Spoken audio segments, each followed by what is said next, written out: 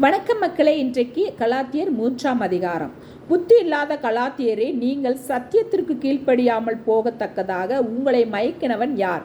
இயேசு கிறிஸ்து சிலுவையில் அறையப்பட்டவராக உங்கள் கண்களுக்கு முன் பிரத்யட்சமாய் உங்களுக்குள்ளே வெளிப்படுத்தப்பட்டிருந்தாரே. ஒன்றை மாத்திரம் உங்களிடத்தில் அறிய விரும்புகிறேன். நியாயப்பிரமாணத்தின் கிரிகைகளினாலேயோ விசுவாச கேள்வியினாலேயோ எதனாலே ஆவியை பெற்றீர்கள்?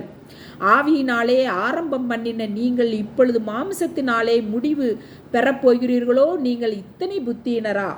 இத்தனை பாடுகளையும் வீணாய் பட்டீர்களோ? அவைகள் வீணாய் போயிற்றே. அன்றியும் உங்களுக்கு ஆவியை அளித்து உங்களுக்குள்ளே அற்புதங்களை நடப்பிக்கிறவர் அதை நியாயப்பிரமாணத்தின் கிரிகைகளினாலேயோ விசுவாச கேள்வியினாலேயோ எதனால் செய்கிறார்?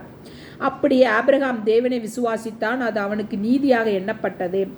ஆகையால் விசுவாச மார்க்கத்தார்கள் எவர்களோ அவர்களே ஆபிரகாமின் பிள்ளைகள் என்று அறிவீர்களாக. மேலும் தேவன் விசுவாசத்தினாலே புறஜாதிகளை நீதிமானாக்குகிறார் என்று வேதம் முன்னாக கண்டு உனக்குள் சகல ஜாதிகளும் ஆசீர்வதிக்கப்படும் என்று ஆபிரகாமுக்கு சுவிசேஷமாய் முன்னறிவித்தது. அந்தபடி விசுவாச மார்க்கத்தார் விசுவாசம் உள்ள ஆபிரகாமுடனே ஆசீர்வதிக்கப்படுகிறார்கள். நியாயப்பிரமாணத்தின் கிரிகைக்காரராகிய யாவரும் சாபத்திற்கு உட்பட்டிருக்கிறார்கள். நியாயப்பிரமாண புஸ்தகத்தில் எழுதப்பட்டவைகள் எல்லாம் செய்யத்தக்கதாக அவைகளை நிலைத்திராதவன் எவனோ அவன் சபிக்கப்பட்டவன் என்று எழுதியிருக்கிறதே. நியாயப்பிரமாணத்தினாலே ஒருவனும் தேவனிடத்தில் நீதிமான் ஆகிறதில்லை என்பது வெளியரங்கமாயிருக்கிறது. ஏனெனில் விசுவாசத்தினாலே நீதிமான் பிழைப்பான் என்று எழுதியிருக்கிறதே.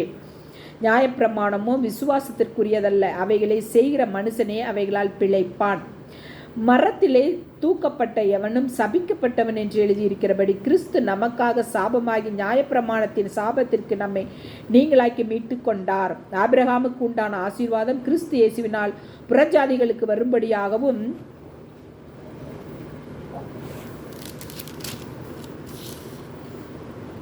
ஆவியை குறித்து சொல்லப்பட்ட வாக்குத்தத்தத்தை நாம் விசுவாசத்தினாலே பெரும்படியாக இப்படி ஆயிற்று.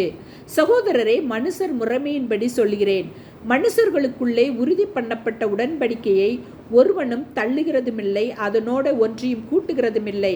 ஆபிரகாமுக்கும் அவனுடைய சந்ததிக்கும் வாக்குத்தத்தங்கள் பண்ணப்பட்டன.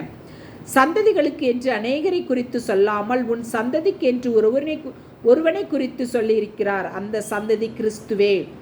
ஆதலால் நான் சொல்லுகிறது என்னவெனில், கிறிஸ்துவை முன்னிட்டு தேவனால் முன் உறுதி பண்ணப்பட்ட உடன்படிக்கையை 430 வருஷத்துக்கு முன்பு உண்டான நியாயப்பிரமாணமானது தள்ளி வாக்குத்தத்தத்தை வியர்த்தமாக்கப்பட்டது.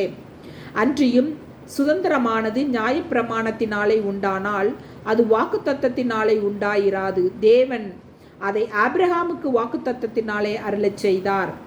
அப்படியானால் நியாயப்பிரமாணத்தின் நோக்கம் என்ன? வாக்குத்தத்தத்தை பெற்ற சந்ததி வருமளவும் அது அக்கிரமங்களின் மித்தமாக கூட்டப்பட்டு தேவதூதரை கொண்டு மத்தியஸ்தன் கையிலே கட்டளையிடப்பட்டது. மத்தியஸ்தன் ஒருவனுக்குரியவன் அல்ல, தேவனோ ஒருவர். அப்படியானால் நியாயப்பிரமாணம் தேவனுடைய வாக்குத்தத்தங்களுக்கு விரோதமா?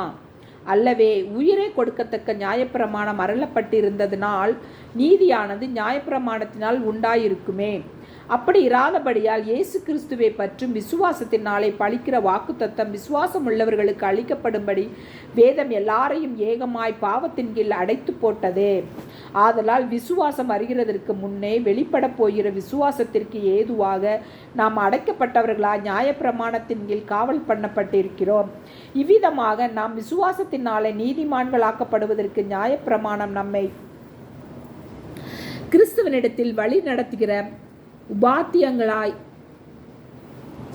உபாத்தியாய் இருந்தது. கிறிஸ்துவுக்குள் நம்மை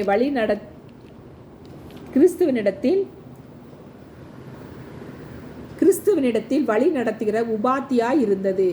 விசுவாசம் வந்த பின்பு நாம் உபாத்தியத்துக்கு கீழானவர்கள் அல்லவே. நீங்கள் எல்லாரும் கிறிஸ்து இயேசுவை பற்றும் விசுவாசத்தினாலே தேவனுடைய புத்திரராய் இருக்கிறீர்களே. ஏனெனில் உங்களில் கிறிஸ்துவுக்குள்ளான ஞானஸ்தானம் பெற்றவர்கள் எத்தனை பேரோ அத்தனை பேரும் கிறிஸ்துவை தரித்து கொண்டீர்களே. யூதன் என்றும் கிரேக்கன் என்றும் இல்லை, அடிமை என்றும் சுயதீனனம் என்றும் இல்லை, ஆணென்றும் பெண்ணென்றும் இல்லை. நீங்கள் எல்லாரும் கிறிஸ்து இயேசுவுக்குள் ஒன்றாயிருக்கிறீர்கள்.